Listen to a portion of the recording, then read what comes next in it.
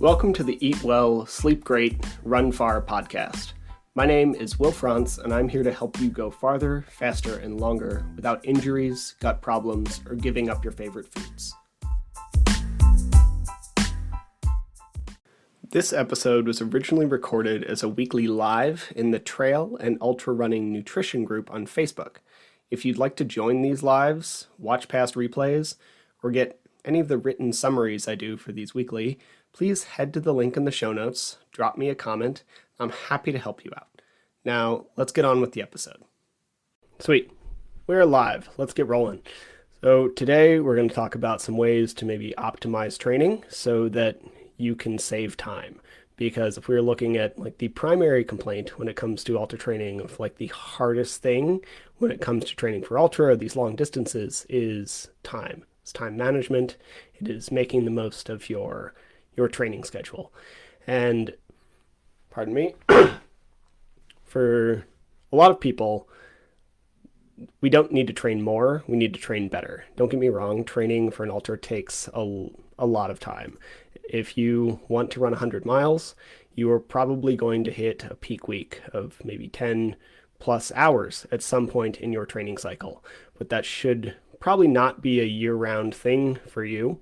One, it might lead to injury, and two, it's just not really necessary. You have a life, you have other things to do. So these like constant 10 plus hour training weeks are probably shooting you in the foot more than they're helping. So these are going to be 5 ways to kind of optimize our training and increase our productivity so that we don't end up with as many issues. So first is make the most of your run training. Running is obviously the bulk of your training as an ultra athlete and should be pretty obvious. Like if you want to run far, you need to run far and you need to run a lot. And if we can maximize some of that run training, it should save a lot of time. So first off, we need to not spend a ton of time running in what we might call a metabolic dead zone. So this is what me and a lot of other people did when they first started out with running. And this is what I did in my early 20s and a lot of people do in general. You go, you run kind of as hard as you can for as long as you can, you burn out, then you do it again the next day, or you maybe take a day off and do it later.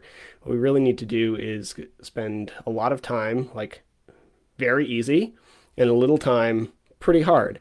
And very easy is probably easier than many people recognize. A lot of people watching this might have a pretty good idea of their easy zone, but in general, easy means easy. You should be able to hold a conversation. You should be able to speak in full paragraphs. You should probably be able to breathe through your nose and just cruise. If you're using heart rate, this is somewhere definitely sub 75% of your max heart rate. The MAF tone estimates are fine, which is like 180 minus your age plus a bunch of variables. But if we know our max heart rate through some kind of test, it is much more likely that it's 75%. This is where you want to spend the large majority of your time. You'll hear things like 80-20, so 80% of your training should be done in this low zone, whereas 20% should be done in a higher zone. And that is true when it comes to like sessions. So when Steven Seiler did that assessment and when Matt Fitzgerald like wrote the whole book on 80-20 running, the assessment was made in ratio of sessions. So if you went out and it was an intensity session, it was counted as the 20%. And then if the goal was low and slow, it was counted as the 80%. If we look at like overall time, it's actually closer to 90% of time spent in your low zone. So the vast majority of your running should be low, slow, and easy. You'll hear things like conversational pace or speak in full paragraphs. This is a pretty good assessment for most people. I do not fall exactly into that range because I have terrible nasal passages. So I struggle to breathe. I've restricted breathing. So I can be walking up a hill, my heart rate can be hovering around like 135, and I still might struggle to like have a full conversation or speak in full paragraphs. So you kind of have to know you. This is why heart rate can be helpful for some people.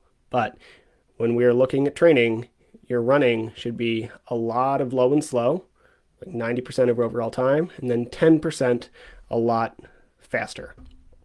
And if we're looking at like periodizing throughout a year, then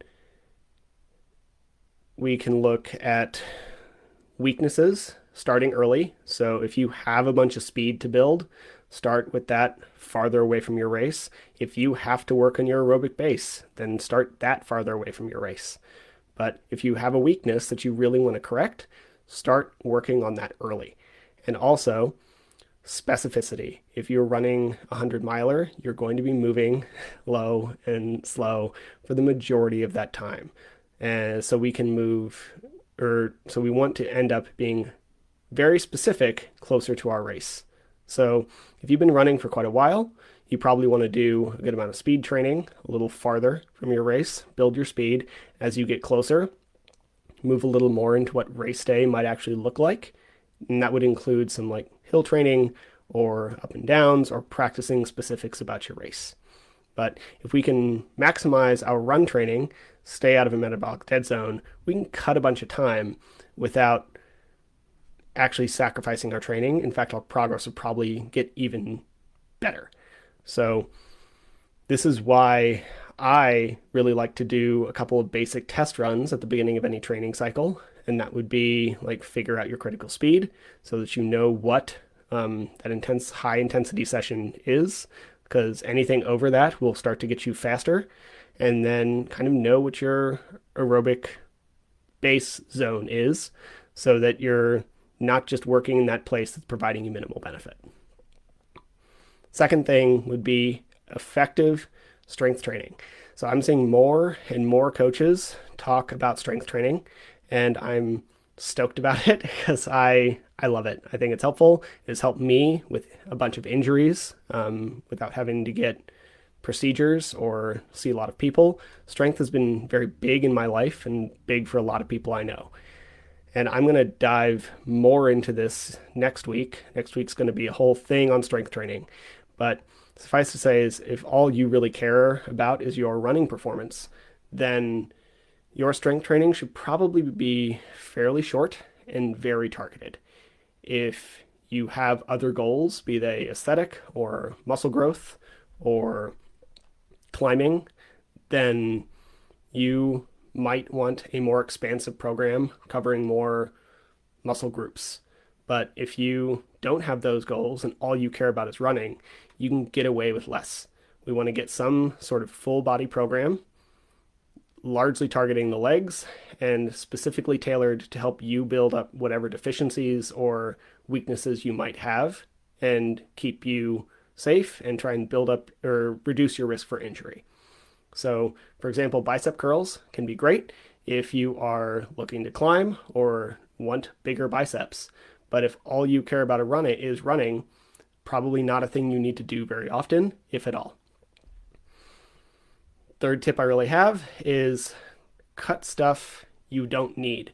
So this kind of leads off the last one with the bicep curls. But for example, I did a whole video a while ago on tendon strengthening. And for some people, that is super helpful. Like me, I do not have particularly strong tendons. Some people in here have some proclivities towards tendon stuff. And if that's you, should be a key part of your program you do a few times a week. If you have never had a tendon issue and never really even felt a twinge in your like soft tissue injuries, then that does not need to be a part of your program. Same with like back to strength training. If you are fairly new or you're mid-season or you have a race in 6 to 8 weeks, you shouldn't be doing a ton of strength sessions per week. We should still include some sort of strength training, maybe some sort of skill work, but that might look like hill sprints and a couple things for your hamstrings. It does not need to be this like 3 hours per week in the gym if you don't have a ton of time or you're fairly new to strength training. When we look at volume recommendations from a lot of coaches, you'll see things like 10 to 20 sets per week or whatever. And while that's great, a lot of those studies are done on fairly well-trained college students. They're not done on people who have just started lifting. They're not done on people who have a bunch of other priorities or are running 10 hours per week. So we should cut the things we don't need, and that includes like excess work so that we're not putting too much stress. 800 repeats are also a thing that aren't relevant for a lot of ultra runners. They're great if you're in a speed phase.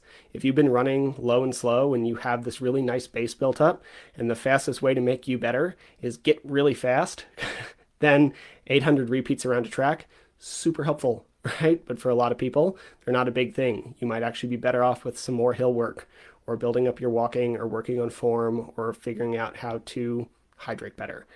And you can also cut things like long drives to your favorite trail. And while they're great, and we should maybe go there on the weekend to enjoy it because we should enjoy our training, a 30-minute road run is better than, fuck it, I don't have time today because I don't have time to get to the trail. We're still building our aerobic base. We're still building our fitness. So that should be our priority, is getting fitter, enjoying our training to some degree, and like maximizing our time. If you only have time for a 30-minute run around your house on a weekday, then maybe that's kind of where you are for a little while. That's where I am currently for the most part. I don't have a lot of time to get out there, so I end up running on the roads a lot, even though it's not my favorite thing. And then again, like there's any amount of stuff you don't need to do to get better at this sport. So if something helps you, that's great. If not, cut it. Be pretty ruthless about it. This sport is very time consuming. Our lives are very time consuming. So if you're doing something that doesn't seem to be providing you benefit and it is causing stress or taking up a chunk of your week, cut it out. Or talk to somebody and see if there's a way you can make it more efficient and effective. Then we're looking at like priorities. For most people, we would say frequency is probably the biggest priority. If you've been running for a long time, like 5, 10, 15 years, this might not be as valid. For most people, the more often you can practice, the better your results are going to be. So 6 30-minute runs per week will likely provide you with better, faster progress than 3 one-hour runs per week, largely because running is very skill intensive. And the more often you can practice a skill, the more results you're likely going to see. And we see this with a lot of things. If someone is trying to get better at pull-ups, they can hang a pull-up bar in their office door. Every time they walk under it, do 1. It is not enough to fatigue you or really gain any functional amount of strength, but it'll make a lot of progress because of the skill practicing. This is called, Pavel Tsatsouline calls it greasing the groove. And this is a general concept we can apply to any work that has a skill component to it. And running is definitely a skill-based, strength-focused endurance sport. So get your frequency in first. Don't put all of your volume into one day on the weekend. Then once we have frequency, you'll add volume or intensity depending on where you are. Like for me, I have a lot of intensity background. I did a lot of sprinting sports, done a lot of explosive work. So a couple strides per week is plenty enough to keep that sprinting form and speed, whereas I really need to start adding volume onto my frequency. If somebody else has been running frequently with a good amount of volume for quite a bit of time, then they might actually trim volume for a little while and increase their intensity to crank their speed up. But figure out what your background is, what your lowest hanging fruit is to hit your goals, and then add that on top of frequency. This doesn't need to be permanent. It shouldn't be permanent. Again, we want to periodize training in relation to like weaknesses and specificity for our race. So again, if you're running a 100-miler, we're going to crank volume going into that peak week for a 100-miler. You need to get used to running just for long periods of time to get used to your feet, get used to the mental game, practice the hydration and nutrition aspects of it. And when we're there, we're going to cut intensity a little bit, probably significantly for most people. So figure out where you are in your training cycle, what your background is, and that will help you prioritize a little bit for where we need to go at the moment. And then last, prioritize recovery. I will say this forever. If you recover better, you can train less. For one, like this means eating enough food. If you are not eating enough to fuel your training or like support the recovery from your training, you are not going to get the adaptations you are trying to get. This requires you to eat enough protein to support the rebuilding of your muscles. It requires you to eat enough carbs to support whatever your current intensity is that might be high, might be a little lower. And it requires like enough micronutrients, so good food quality across the board. So we get things like magnesium and calcium to help with energy production and bone repair and all of that. We need to eat well and enough to support training. It also requires you to get enough quality sleep. So you need things like deep sleep and REM sleep to actually recover from the training you did and prepare for the next day. If you are not sleeping enough or at all, and you're in a heavy training cycle, you're constantly going to be trying to dig yourself out of a hole, and that's when you're likely going to end up injured. You're going to keep training more because you'll be frustrated that you aren't making progress, and then eventually you're going to end up being forced to take a day off. So if you're tired, you might need to take an unplanned rest day, because a day off could prevent a week off. I mean, a week off could prevent a month off. It is not an excuse to be lazy, but it's like prioritizing progress over more. More is not always better. Better is better. So we need to be able to train enough to hit our goals and then recover from that training. One of the most important questions I tend to ask new athletes when they come to me is, how much time do you have to train daily? Because one, I don't want to mess up their life. Like, family's important, jobs are important, and it needs to fit. And then if you don't have time to actually recover, we're not going to jam in this like 10-hour training week when you only have 8 hours in your week. We need to make it work for you. And then I guess I had 6. So this is a little bonus one. Spend time practicing all the like extra skills, the extraneous stuff that can save you a ton of time on race day. So I heard Carl Meltzer say one time that one of the easiest ways to improve race performance is to reduce your time at aid stations. And that's very true. If we can reduce the time it takes us to do the little stuff, then we will see marked improvements in our time and our performance. For example, when I was cycling a lot, I got really fast at changing a bike tire, because when you are road cycling in Tucson, Arizona, you get a goat head in your bike tire like once a week. So you get really good at changing tires. And it saved me a lot of time as I built that skill. Same with ultra running. You don't need to slam through every aid station, but make it so you know how to get your bottles in and out of your pack fairly quickly, so you can take it off so that you're able to get it open.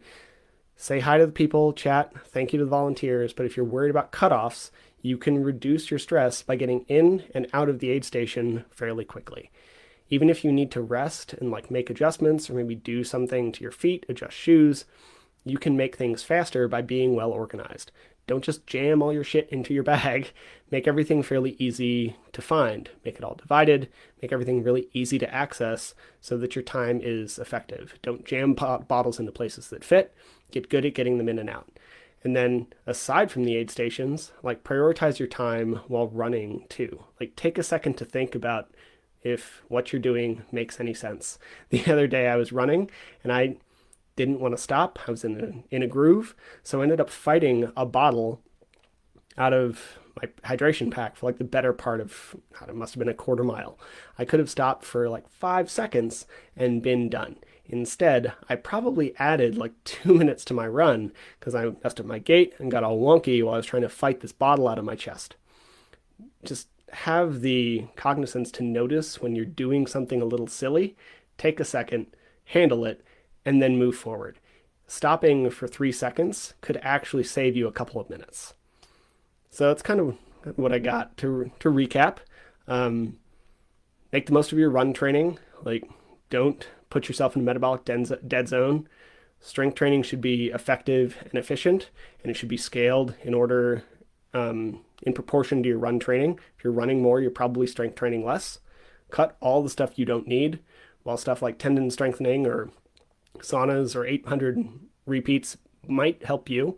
If they don't waste your time on them. Prioritize your training in forms of like frequency, volume, and intensity, and don't shoot yourself in the foot. Like, get in a run fairly frequently and then add volume and intensity as you're able and as needed. Prioritize your recovery, because if you're not recovering, you're not actually getting the benefits of training.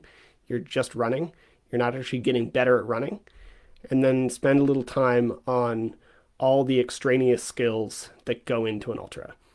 So that's what I have for you today. That is like 6 ways to optimize training, kind of reduce your time in training and on a course. If anything, I kind of view this as time creation, because if we can get better at this, we actually create more time in the day. So that's kind of what I got. If you have any questions, please shoot me a message. I'd love to talk to you about this stuff. Next week, I'm going to get together some stuff on strength training, and I'm going to be dropping a hydration guide here soon. So keep an eye on the group. Invite your friends. Thanks for being here, and I'll be back next week with more stuff. Thank you for listening to the show. To be clear, I'm not a doctor nor a registered dietitian, and nothing you heard was medical advice. You should always speak with a qualified medical professional before making any changes to your training regimen.